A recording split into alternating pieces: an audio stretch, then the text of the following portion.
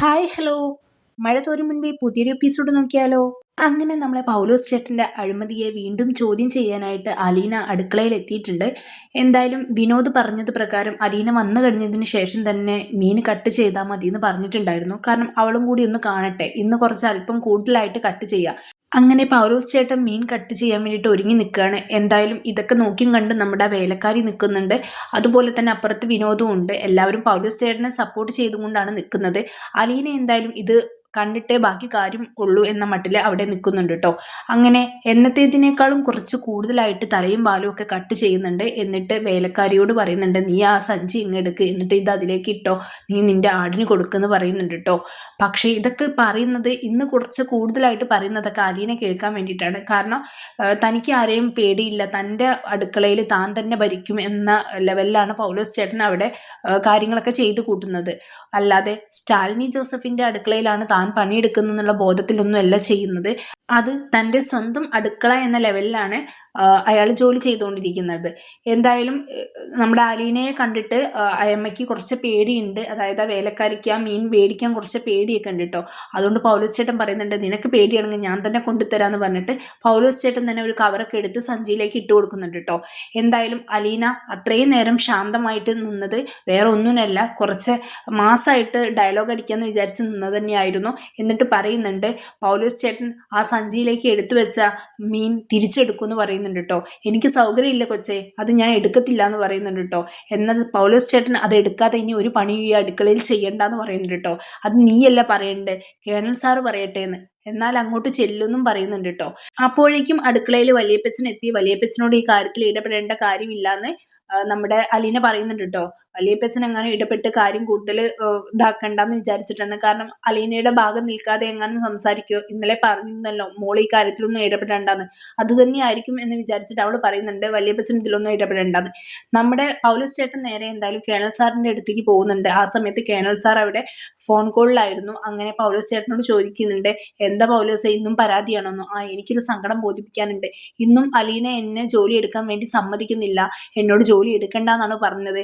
ഞാൻ വേസ്റ്റ് സാധനങ്ങൾ വേലക്കാരിക്ക് കൊടുത്തു, അതവള് അവിടുന്ന് എടുക്കാൻ എന്നോട് പറഞ്ഞു. ഞാൻ പറ്റത്തില്ല എന്ന് പറഞ്ഞു. എനിക്ക് പറ്റില്ല ഇനി ഇങ്ങനെ ജോലി ചെയ്യാന്നൊക്കെ പറയുന്നുണ്ട് കേട്ടോ. അവളോട് ഞാൻ പറഞ്ഞതാണല്ലോ കിച്ചണിൽ കയറണ്ടെന്ന്, വീണ്ടും അവൾ ചെയ്തോന്ന് ചോദിക്കുന്നുണ്ട്. ഞാൻ എന്തായാലും അങ്ങോട്ട് വന്ന് സംസാരിക്കാന്ന് പറയുന്നുണ്ട് കേട്ടോ. അങ്ങനെ അടുക്കളയിൽ കേണൽ സാറേയും കാത്ത് നമ്മുടെ അലീന നിൽക്കുന്നുണ്ട്. അങ്ങനെ കേണൽ സാർ വന്നിട്ട് ചോദിക്കുന്നുണ്ട്, നിന്നോട് ഞാൻ പറഞ്ഞതല്ല അലീന അടുക്കളയിൽ കയറേണ്ട ആവശ്യമില്ലാന്ന്, നീ എന്തിനാ അടുക്കളയിൽ കയറിയതെന്ന് ചോദിക്കുന്നുണ്ട് കേട്ടോ. നീ എന്തിനാ പൗലോസിന്റെ അടുത്ത് വഴക്കിന് പോയതെന്ന് ചോദിക്കുന്നുണ്ട്. ഞാൻ ആരുടെ അടുത്തും വഴക്കിനൊന്നും പോയിട്ടില്ല പപ്പ. പപ്പയുടെ സ്വത്ത് ഇങ്ങനെ ധാരാളിച്ച് കളയുന്നതിന് ഞാൻ ഒരിക്കലും സമ്മതിക്കില്ല. പപ്പയോടാണ് ഇവർ ഈ അഴിമതി ചെയ്യുന്നത്. ഇവിടെ ജോലിക്കാരെല്ലാവരും കൂടി ഒറ്റക്കെട്ടായി നിന്ന് പപ്പയെ ചതിക്കുകയാണ് ചെയ്യുന്നത്. പപ്പ അത് മനസ്സിലാക്കണം. എനിക്കെന്തായാലും എൻ്റെ പപ്പയെ ചതിക്കുന്നത് കൈയും കെട്ടി നോക്കിയിരിക്കാൻ പറ്റില്ല പപ്പ എന്ന് പറയുന്നുണ്ട് കേട്ടോ.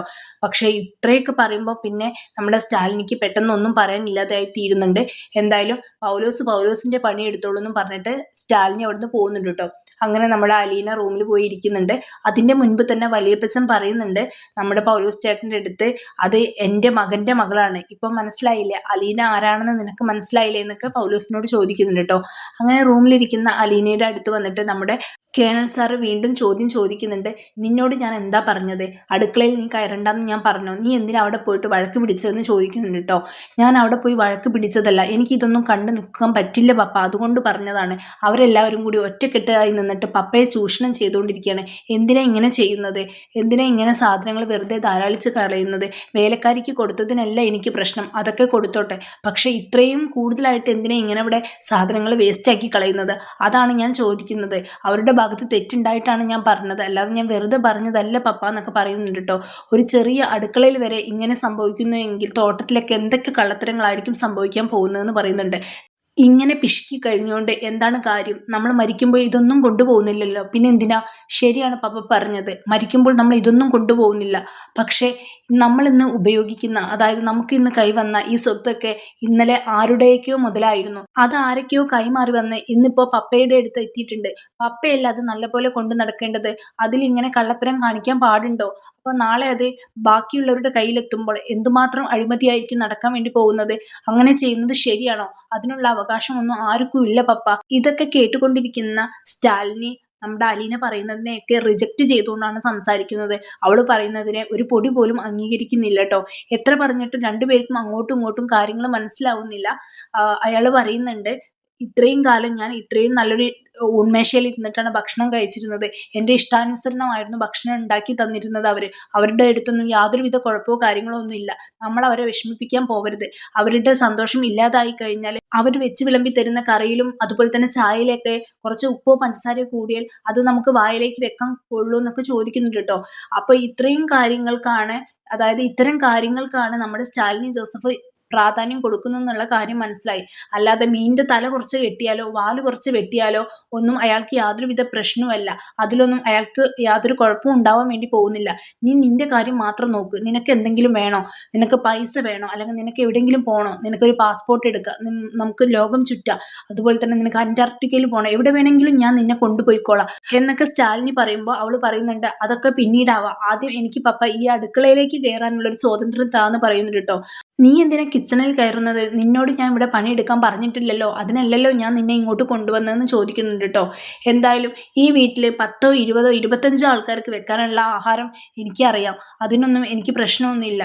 എന്നിട്ട് ഞാനൊരു കാര്യം പറഞ്ഞു തരാം. ഇനി മുതൽ കുറച്ച് കാലത്തിന് പപ്പ എനിക്ക് ഈ വീടിൻ്റെ സ്വാതന്ത്ര്യം താ. അത്രയും സമയം ജോലിക്കാരൊക്കെ ജോലി ചെയ്യാതിരിക്കട്ടെ. എന്നിട്ട് അവർ എടുക്കുന്ന ചിലവും ഞാൻ എടുക്കുന്ന ചിലവും എത്ര വ്യത്യാസമുണ്ടെന്ന് നോക്കാം. എന്നിട്ട് അതിൽ മിച്ചം വരുന്ന, അതായത് അതിൽ നിന്ന് ലാഭം കിട്ടുന്ന പൈസ എനിക്ക് പപ്പ താ. അങ്ങനെ ഞാൻ ഇവിടെ നിന്നോളാം. അപ്പോൾ അങ്ങനെയാണെങ്കിൽ എനിക്കും കുറച്ച് സേവിങ്സ് ഒക്കെ കിട്ടുമല്ലോ എന്ന്.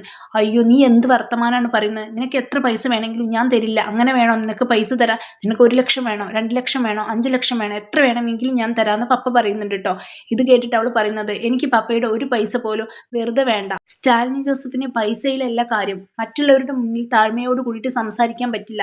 നീ അവിടെ പോയിട്ട് പൗലോസ് ചേട്ടൻ്റെ അടുത്ത് സംസാരിച്ച്, അതായത് വഴക്കടിച്ചപ്പോൾ അയാൾ പോലും വിചാരിച്ചിട്ടുണ്ടായിരിക്കുക നീ നിന്റെ പപ്പയെ പേടിക്കുന്നില്ല, പപ്പ പറയുന്നത് കേൾക്കുന്നില്ല എന്നല്ലേ. അവിടെ എനിക്കാണ് കുറച്ചിൽ വന്നത്, അത് നീ മനസ്സിലാക്കണം എന്ന് പറയുന്നുണ്ട് കേട്ടോ. അന്നേരം നമ്മുടെ അലീന സോറിയൊക്കെ പറയുന്നുണ്ട്, പപ്പ സോറി, ഞാൻ ഇനി അങ്ങനെ ആവർത്തിക്കില്ല. പക്ഷേ പപ്പ ചെയ്യുന്നത് തെറ്റാണ്, അത് പപ്പ മനസ്സിലാക്കണം. എനിക്കൊരിക്കലും ഇതൊന്നും കണ്ടു നിൽക്കാൻ വേണ്ടിയിട്ട് പറ്റത്തില്ല. പപ്പയെ എല്ലാവരും കൂടി ചതിക്കുകയാണ് ചെയ്യുന്നത്. അല്ലാതെ പപ്പ പറയുന്നത് പോലെ എല്ലാവരും നേരാവണ്ണം പണിയെടുക്കുന്നു എന്ന് പറയുന്നതല്ല അതിൻ്റെ ശരി. ആരും ഒന്നും കൃത്യമായിട്ട് ചെയ്യുന്നില്ല. അവർ വായിൽ വെക്കാൻ രുചിയുള്ള ഭക്ഷണം ഉണ്ടാക്കി തരുന്നുണ്ടെങ്കിൽ അതിന് തക്കതായ പൈസയും നമ്മൾ, അതായത് മാസം മാസം പൈസയും നമ്മൾ കൊടുക്കുന്നുണ്ടല്ലോ. പിന്നെ എന്തിനാ ഇങ്ങനെ പറയേണ്ട ആവശ്യം? പപ്പ ശരിക്കും കാര്യങ്ങളൊക്കെ മനസ്സിലാക്കണം എന്നൊക്കെ അവൾ ഇങ്ങനെ പറയാട്ടോ. ഭയങ്കര ദയനീയമായിട്ടാണ് പിന്നീട് അവൾ പറയുന്നത്. കാരണം എത്ര പറഞ്ഞിട്ട് ഈ പപ്പയ്ക്ക് അങ്ങോട്ട് മനസ്സിലാവുന്നില്ല. പക്ഷെ സ്റ്റാലിനി ചിന്തിക്കുന്നത് മറ്റൊരു തരത്തിലാണ്.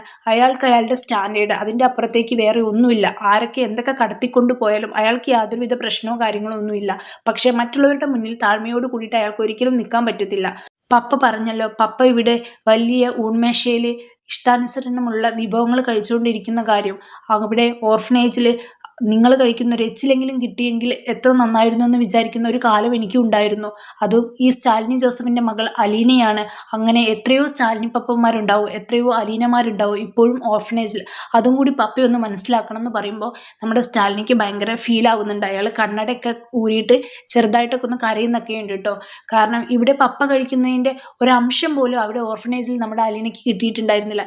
ഇവർ കഴിക്കുന്ന, ഇപ്പോൾ വേസ്റ്റാക്കി കളയുന്ന ഈ ഒരു എച്ചിലെങ്കിലും ഒരു നേരം കിട്ടിയിരുന്നെങ്കിൽ എന്ന് ആഗ്രഹിച്ചിരുന്ന ദിവസങ്ങൾ അവൾക്ക് ഉണ്ടായിരുന്നു. പക്ഷെ ഇന്ന് ഇപ്പോൾ അവൾക്ക് അതിൻ്റെ ഒന്നും ആവശ്യമില്ല. പക്ഷെ അവൾ ഒരിക്കലും വന്ന വഴി മറക്കത്തില്ല. അതുകൊണ്ടാണ് അവൾ പറയുന്നത്, അങ്ങനെ വളർന്നു വന്ന ഒരാൾക്ക് ഒരിക്കലും ഒരു അരിമണി പോലും കളയാൻ പറ്റില്ല. അതെങ്ങനെ കളയാൻ പറ്റുമോ? ഒരിക്കലും പറ്റത്തില്ല. അതുകൊണ്ട് തന്നെ ഇങ്ങനെയുള്ള കാര്യങ്ങൾ ഒരിക്കലും നമുക്ക് നോക്കി കണ്ടു നിൽക്കാനും പറ്റത്തില്ല. അതിനുള്ള തക്കതായ പ്രതികരണവും മറുപടിയും അവൾ കൊടുത്തിരിക്കും. പക്ഷേ പപ്പ ഇങ്ങനെ നിയന്ത്രിക്കാൻ വരുമ്പോൾ കൂടുതലായിട്ട് അവൾക്കൊന്നും ചെയ്യാൻ പറ്റാത്തതുപോലെയും അവൾക്കിപ്പോൾ തോന്നുന്നുണ്ട്. എന്തായാലും നമുക്ക് കാത്തിരുന്ന് കാണാം കഥയിൽ ഇനി എന്തൊക്കെ ട്വിസ്റ്റുകളാണ് സംഭവിക്കാൻ പോകുന്നതെന്ന്. എന്തായാലും തൻ്റെ സ്വന്തം പപ്പയുടെ ഈ വീട്ടിലെ തനിക്ക് ആഗ്രഹിക്കുന്ന പോലെ ജീവിക്കാനും അതുപോലെ തന്നെ തനിക്ക് ചുറ്റും അഴിമതികൾ നടക്കുമ്പോൾ അതിനെതിരെ പ്രതികരിക്കാനും അതിന് നീതി കിട്ടാനും അലീനയ്ക്ക് കഴിഞ്ഞാൽ മതിയായിരുന്നു എന്ന് നമുക്ക് പ്രതീക്ഷിക്കാം. എന്തായാലും ഇത്തരത്തിലുള്ള റിവ്യൂസിനായിട്ട് എന്നെ ഒന്ന് ഫോളോ ചെയ്യുക. നെക്സ്റ്റ് വീഡിയോയിൽ കാണുന്നത് വരെ ബൈ.